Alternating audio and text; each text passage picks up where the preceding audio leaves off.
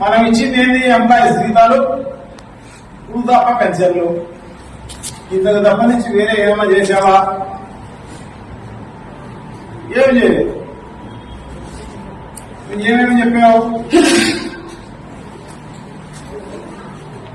మహిళలందరికీ కూడా 18 ఏళ్ళు నిండిన మహిళలందరికీ 1500 రూపాయలు ఇస్తామని వాళ్ళందరూ కూడా ఎదురు చూస్తారు.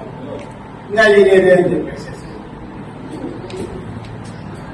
సో అమ్మకు వందనం పేరుతో చెప్పి 15,000 రూపాయలు ఇస్తామని చెప్పి ఎంతమంది ఉంటే పిల్లలు అంటే ఎవరైనా పుట్టించుకునే పరిస్థితి ఉంటే వాళ్లకు ఇస్తామని చెప్పి మోసం చేసి ఈరోజు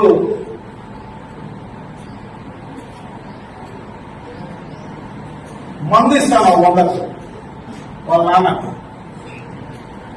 100కు మందు ఒక బాటిల్ అని చెప్పేసి చెప్పే కార్యక్రమం చేస్తాను. సో ఇదే కాదు, వృద్ధాప్య పెన్షన్లు అయితే 1000 రూపాయలు పెంచడం జరిగింది. కానీ ఈ జిల్లాలోనే ఉదాహరణ తీసుకుంటే దాదాపు 1100-1200 పెన్షన్లు తీసేసాం. ఇంకా భవిష్యత్తులో ఎన్ని తీసేస్తారో కూడా తెలియదు. అంటే రాష్ట్ర వ్యాప్తంగా కొన్ని వేల పెన్షన్లు తీసేసి భవిష్యత్తులో కొన్ని లక్షల పెన్షన్లు తీసేసి అదే డబ్బులు అడ్జస్ట్ చేసే కార్యక్రమం చేస్తున్నారు తప్ప కొత్తగా ఇచ్చింది ఏమీ లేదు అని చెప్పి తెలియజేస్తున్నారు. అదే కాకుండా మహిళలందరికీ ఆర్టీసీలో ఉచితం అని చెప్పి వాళ్ళందరూ ఎదురు చూస్తున్నారు. అందరూ పాపం అక్కడికి పోదాం ఇక్కడికి పోదామని ముందుగానే వాళ్ళు ఎలక్షన్ లోనే మాట్లాడుకుని వాళ్ళందరూ ఎదురు చూస్తున్నారు. ఊరికి పోవాలంటే ఎప్పుడు చంద్రబాబు ప్రకటిస్తారు, ఎప్పుడు ఉచితంగా ఇస్తారు అని చెప్పేసి 3 సిలిండర్లు ఇస్తామని చెప్పి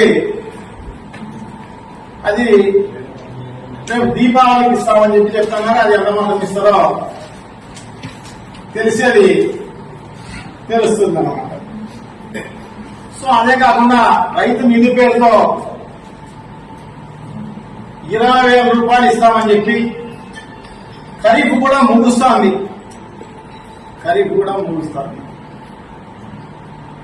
ఇంతవరకు దానిపైన ఆచూకీ లేదు.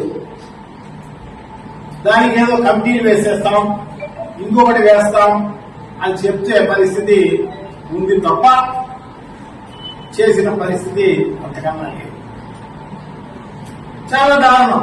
అదే కాకుండా బీసీరామ అందరికీ కూడా 50 ఏళ్లకే పెన్షన్ ఇస్తామని చెప్పడం జరిగింది.